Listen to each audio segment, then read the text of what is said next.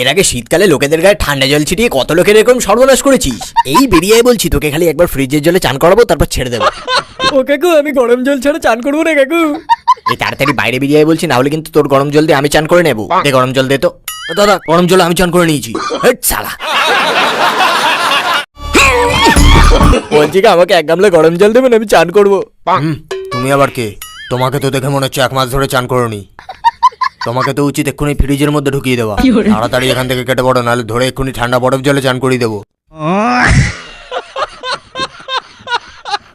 কার এত বড় সাহস যে আমাদের ঘরের জানলা দিয়ে আমাদের গায়ে ঠান্ডা জল ছিটিয়ে দেয়? কে সে? আমি। চিন্তা পড়েছিস তাহলে? হ্যাঁ, আমি সেই ঠান্ডা জল ছেটানি। তোর মনে আছে আমি একদিন তোর বাড়ির সামনে দিয়ে রাজুদার পকেট পরোটা কিনতে যাচ্ছিলাম, তুই তোর বাড়ির ছাদ থেকে আমার গায়ে 1 বালতি ঠান্ডা জল ঢেলে দিচ্ছিলে। এই রঞ্জিত মল্লিক, তুই চান না করে চান করুণীদের ডেরায় ঢুকেছিস। 1 বালতি ঠান্ডা বরফ জলে চান করিয়ে তোর প্রাণটা নিয়ে নিতে পারি, তা তুই জানিস?